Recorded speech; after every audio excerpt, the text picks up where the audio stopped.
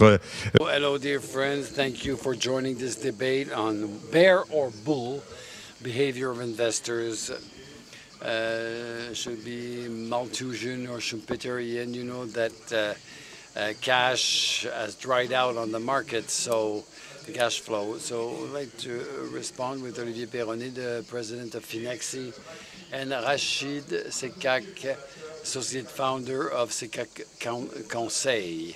So to respond, first of all, to shed a light on the heterogeneity of these behaviors according to the categories of investors, the regions of the world, temporal horizons. But you also should also wonder on, give some thought as to the opportunities of investing and how to guarantee a return on investment that is acceptable in a context that is apparently chaotic, with the short-term war in Ukraine, the fragmentation of the world that resulted from this war, the growing debt, public debt, the inflation trends, and the higher interest rates, and with the slowdown of the labor productivity, which is a real issue for economists at least.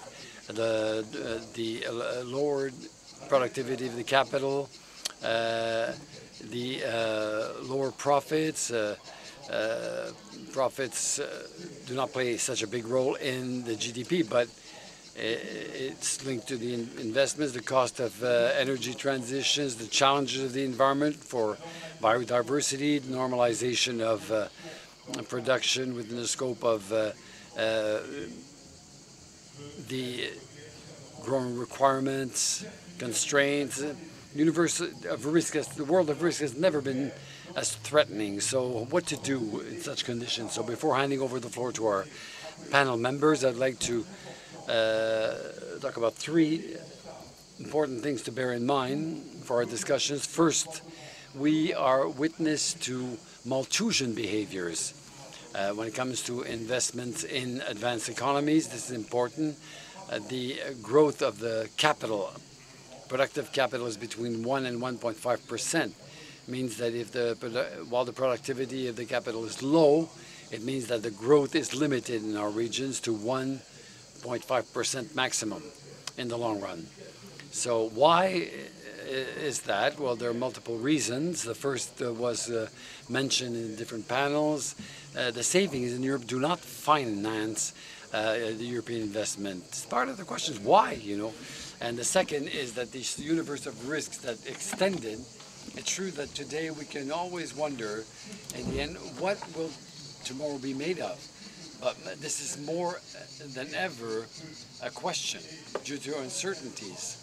And thirdly, the state itself has pulled out of new structures and everything. The state has abandoned their programs that would have facilitated the transition, like nuclear energy. And I insist on the tendential drop of productivity in advanced economies that was highlighted by economist Robert Gordon, and that raises a problem. Are we on a long trend or just a cyclic trend? Thirdly, unfortunately, we are faced with two important challenges that were mentioned through our debates with climate change, aging, and to take up these challenges, we need to innovate, and to do so, we need to invest. And so, dear friends, how are we going to be able to invest? And can we find investors that would be willing to invest? How do you see the world of investors today? Their behavior, that fragmentation. Thank you. The floor is yours. Thank you, Philip. A lot of questions in your introduction when you talk about investors. What investors are we talking about, in fact? Individuals, corporate investors, French, American, Asians. How do you consider an investor as a bear or a bull? Is readiness to risk, structuring investors, speculative investments, how these investments will be financed? What room do we leave to the levers? And so when you observe the situation today, we note doubt and cold feet and some paradoxes. The first paradox is that professional investors today have the cold feet because are on the defensive because of the rise in interest rates and the valuing of corporations, the need of the volumes of financing that are not possible today, and a stock exchange that is not doing too well and is being degraded. So what we note after 2021, which was frenetic, the volume of operations of investment capital was dropped in 2022 by 22%. So it's massive. We're talking of an important effect. The M&A index activity shows that in the first quarter of 2023, number of transactions dropped. The multiples dropped. It's an interesting signal indicator on the capacity to rebound of the market, and this is also the case for startups and biotechs. For example, we saw a slowdown in the enthusiasm of could be at the source of a new rebound, but the financing is more and more difficult. But the other paradox is that of the level of the values of assets. Notably, the level of financial market, the 440, is at a very high level, even though last Thursday we had a volatile session, which maybe is an indicator of some short-term evolutions. The major corporations and mainly U.S. companies have privileged the buyback of stocks at a level which is practically equivalent to the dividends paid, which explains the difficulty to find investment projects. But this should evolve, and the geopolitical period of uncertainty we experienced 3 years ago has shown that we do have a resilience, but maybe this leads to a bear behavior for investors. Thank you very much, Oliver. But Rachid, in this world that is a high-risk world, whether geopolitically, monetary speaking, when we talk about finance, monetary aspects, it's a risky world. So how can an investor react with a view to these risks, faced with these risks? What do you see here in terms of strategies? Well, first of all, should we talk of risk or uncertainties? These are different things. Uncertainties, well, it's something that by nature, it's uncertainty, really. You can manage risk. Uncertainties you can't manage. So what has happened in the last 2 years, 24 months? We've seen a complex, chaotic environment and contradictory. I think we can draw 4 characteristics from this environment. The first being the geopolitical dimension is a determining factor. The second characteristic is that we have, despite all, a strong uncertainty on economic data, and we're talking about inflation here, economic growth, and the situation of the banking sector in a certain number of countries. The third uncertainty, it's the end of easy money, easy cash. We have just pulled out of a period where money was easy, and the fourth characteristic is that we're heading towards something new, with new paradigms, but we find it hard to master them. So what was the attitude of investors? By investors, I mean the asset managers. The asset managers hesitated between prudence and panic. There were periods where people were careful, and in some periods it was a panic. So people played defensively. And this meant that defensively we underweight stocks they were undervaluated. Bonds, well, that was managed. Bonds were managed. We had a waltz of the reduction of durations to avoid the variation of interest rates. And we had the flight to quality, which roughly means that we have quite a sharp increase of the monetary sector, which for the moment pays as a very good payback. So this is where we were. Now, what lies in the future? The future, something that looks like being in a labyrinth. It's like being in a labyrinth. Yes, you without being an oracle or having a crystal ball, will try to propose a vision, prospective vision, by trying to identify the mega tendencies, the mega trends. So the mega trends, I think there are three. The first mega trend is that geopolitics will be at the heart of the economy. That's the first trend. Second trend, the multilateral system and world governance will evolve clearly. And the third trend is that the environmental stakes will be essential. And so these are transversal challenges. Now, in a nutshell, the world economy will remain extremely complex. And if it's the case, the most rational response would be to say diversifying is the rule. Diversification will be the rule. You need to be ready to adapt to these changing circumstances, and we need to be able to benefit from any opportunity that arises. And what's important is positioning the cursor between prudence and boldness,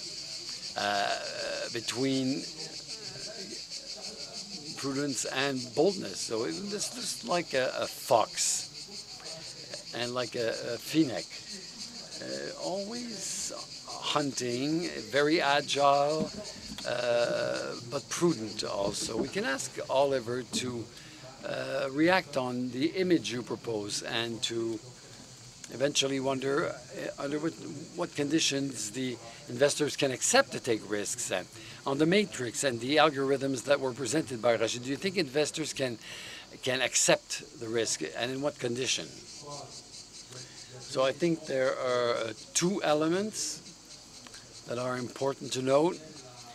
Firstly, the resilience of our economies.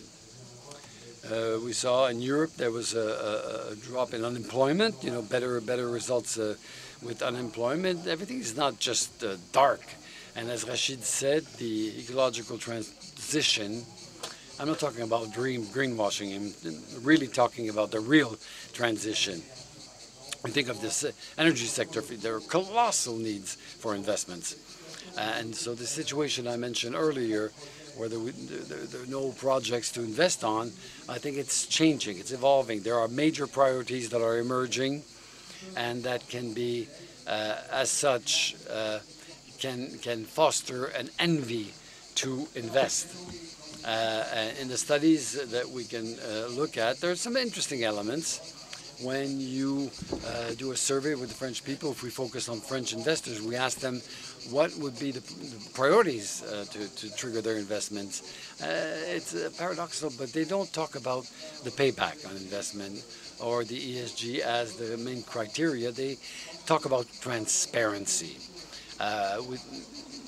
When you talk about the conditions, the required conditions, what emerges is transparency. You can spend the afternoon on this. So I'll use a word that I don't like much, but the need to and for investors, I'm talking about the financial markets and individual and private investors, that they have a better control over the nature of the investments they wish to make. The second thing is that they grasp it, and it's the long term against the short term.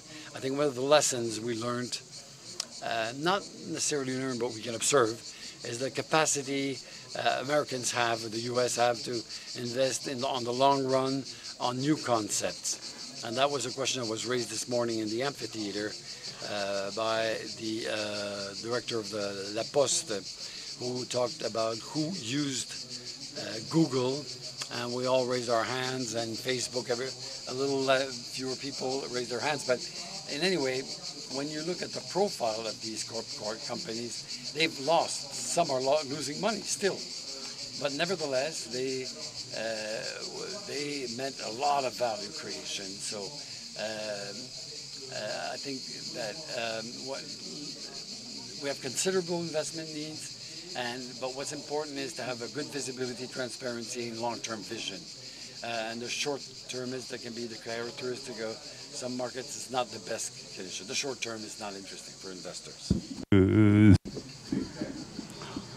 I do agree with you. Short-termism is connected with risks most of the time, but is there a fragmentation, Rashid, across different markets? You have the markets of advanced countries and the markets of emerging countries, North Africa, Middle East, Asia. Is there an opposition between the two?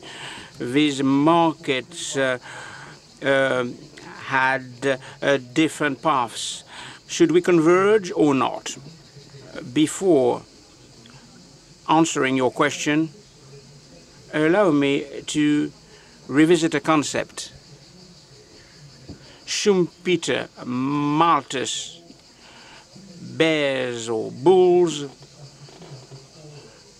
it's a little bit restrictive. It is too simplistic, as you've said, rightly. Of course, we need to expand the time horizon, and markets are not good at that. So, in fact, you can be a bull, you can be a bear, you can be a supporter of Schumpeter. You think that technical progress will sort out many things, but you need to take into account the Malthusian requirements. And it is not a problem of demographics. If you consider the Malthusian approach, we have limited resources, so we need to focus on sobriety and frugality. We need to manage both, and it's a cross-cutting process. These will have an energy impact, ecological impact, environmental impact, and financial impact. When we will hit the wall of debt, so there's a dichotomy to a certain extent, a kind of emerging dichotomy. This is something that we need to consider. If you consider the emerging patterns in Asia, there's a high potential for investments. Why? Because demographic growth and the demographic variable is interesting. Intra-regional cooperation, inter-regional trade are buoyant, boosted by China, which is on a growth trajectory. And of course, there are some technological gaps to be filled for Asia and for the Asian zone. The potential for investment is quite interesting. For Africa, it's a different kettle of fish. You have an heterogeneous situation. So there are different countries in Africa with different situations. There's some resentment in Africa against the Western world. So what will be the position of Africa? Because Africa will have to take a stance, to take its position. How Africa will be dealt with. You have a combination of economics and politics, much more than Asia. Will Africa be a player or a place where you can get a good bargain, bountiful opportunities? You have to take into account climate transition. Will it succeed or not? But it's a global trend nonetheless. So green transition, climate transition in Europe should also be emulated by African countries. So you've taken part in many sessions. You've said that climate investments require huge amounts of money. But let us be iconoclasts. We said that we want to make any more petrol-driven cars. We've said that we need to renovate buildings. Investments, can they follow suit? Especially if you consider the pace of regulation of the economies. Do you think that investors will be able to take up the challenge? Do you think that it's a tough or an easy challenge? Of course,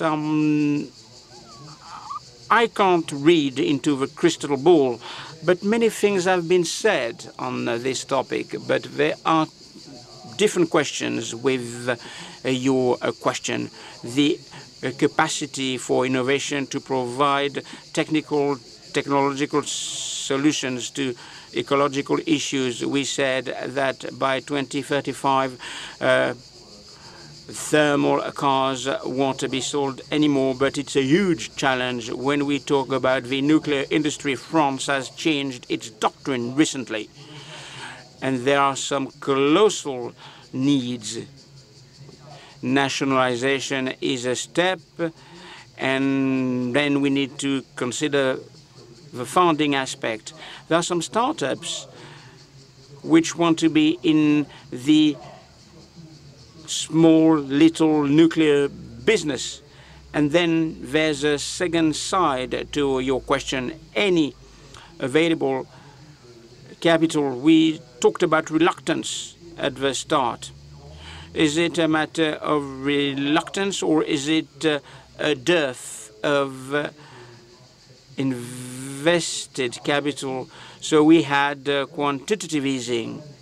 As Rachid said, there are lots of pockets of reserves. Private equity, this is a dry power, $2,000 billion that could be invested, taking into account open investments. So we have innovation, we have projects. It won't be difficult to get some money, not public finances, of course, because public finances have dried up. But private investment could do the trick. But who will guide that? Will innovation guide the process? What are the structured methods that could be implemented in order to earmark some money to the projects? I think that institutions can play a role. Do you share that? Yes, I do share what you've said. I do agree with you. We have money, but money is being used to fund something else than investments in Europe. But you have money, you have the objectives that are being sought. But in the middle, there's a missing link, the projects. But why don't we have some projects?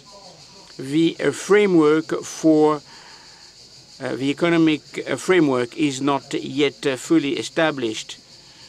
So you have green transition, you have climate transition. We need to stabilize the framework of economics.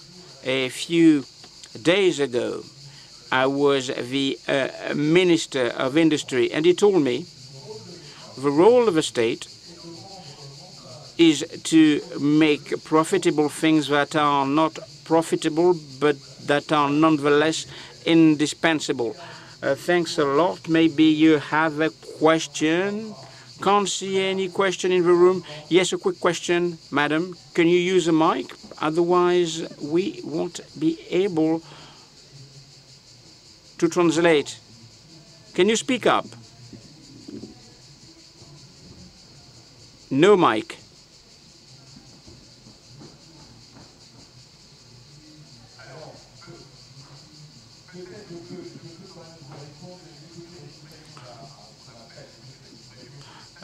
You ask a question about the equity risk premium. It has dropped statistically, but it is relatively high.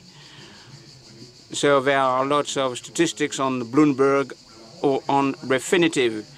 So this premium is quite high, and it has tended to grow, but over the past few months it has receded. So there's an equity risk premium that is being paid, but is it enough? Is it adequate to motivate investors? I think that we need to adjourn this debate. I'd like to thank Rachid and Olivier for their contributions. A big round of applause to them. And